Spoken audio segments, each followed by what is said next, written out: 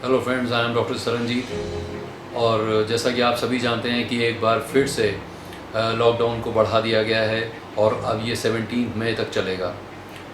और अभी ये कोई सर्टेनिटी नहीं है कि ये सिर्फ 17 मई तक चलेगा। हो सकता है कि ये और आगे भी बढ़े, क्योंकि अगर बहुत अच्छा अगर हम कंट्रोल नहीं कर पाते हैं कोरोना पर तो इसे हमें और बढ़ाना पड़ेगा। अब यहाँ एक बहुत इम्पॉर्टेंट चीज़ जानने की ज़रूरत वो ये है कि अभी कुछ समय पहले मैं ये देख रहा था कि महाराष्ट्र से कुछ लोग बोलने लगे कि अब हमें हेल्थ क्लब्स और जिम्स को खोल देना चाहिए और लोगों को एक्सरसाइज करने से नहीं रोकना चाहिए। तो यहाँ पर आज ये वीडियो बनाने का एक बहुत इम्पॉर्टेंट रीज़न यही था। और इस वीडियो के थ्रू मैं प्राइम मिनिस्टर साहब से और सारे जितने भी स्टेट्स हैं उनके जितने भी चीफ मिनिस्टर्स हैं उन सब से मैं सिर्फ एक अपील करना चाहता हूँ कि भले ही हेल्थ क्लब्स वगैरह और ये जिम्स वगैरह अच्छी बात है, वहाँ पर एक्सरसाइज वगैरह करना, लेकिन मेरी ये एक अपील, एक रिक्वेस्ट ये रहेगी कि जब पूरी तरीके से लॉकडाउन हटाने की बात आए तो हेल्थ क्लब्स और जिम्स को सबसे आखिरी में ही खोला जाए। और उनके वो क्या रीज़न्स हैं वो हमें जानना इस समय बहुत ज़्यादा ज़रूरी है, क्योंकि हेल्थ क्लब्स और जिम्स सबसे ज़्यादा वल्नरेबल, सबसे ज़्यादा सेंसिटिव जगह हैं जहाँ पर इस तरीके के इन्फेक्शंस, चाहे वो कोरोना या किसी भी वायरस का इन्फेक्शन हो, जिसमें होने के चांसेस बहुत ज़्यादा होंगे। क्योंकि जितने भी जिम्स या हेल्थ क्लब्स हैं उनके लिए बहुत मुश्किल होगा पूरे तरीके के कोरोना के जितने भी प्रोटोकॉल्स हैं उन्हें फॉलो करना।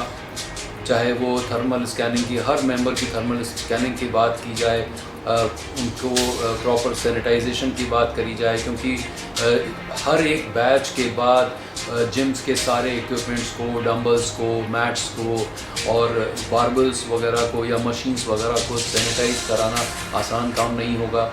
सोशल डिस्टेंसिंग भी वहाँ पर नहीं हो पाएगी और लोग मास्क भी नहीं पहन पाएंगे।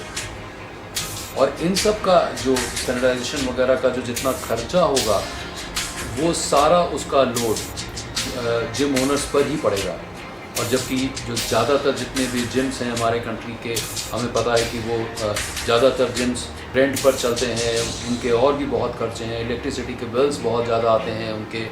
इसके अलावा वहाँ स्टाफ की सैलरी और मेंटेनेंस वगैरह का इतना खर्चा है होता है।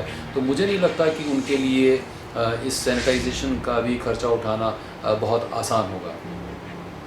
तो इस वजह से मेरी गुजारिश उन लोगों से भी है जो जिम ओनर्स हैं और या जो हेल्थ क्लब चलाते हैं, वो भी हेल्थ सेंटर्स को खोलने की जल्दबाजी ना करें, क्योंकि एक और भी बहुत बड़ा कारण है कि जिसकी वजह से अगर वो इसकी जल्दबाजी करते हैं, जैसा कि मैं अपने पिछले कुछ वीडियोस में बता चुका हूँ कि जब भी आप कभी भी एक्सरसाइज करते हैं तो उन एक्सरसाइजेस करने के बाद कुछ इम्पॉर्टेंट सेल्स हमारी बॉडी की, जो हमारी इम्यूनिटी को स्ट्रॉन्ग करने के लिए बहुत ज़रूरी होती हैं, जिन्हें नेचुरल किलर सेल्स बोलते हैं, उनका नंबर कुछ पीरियड के लिए कम हो जाता है।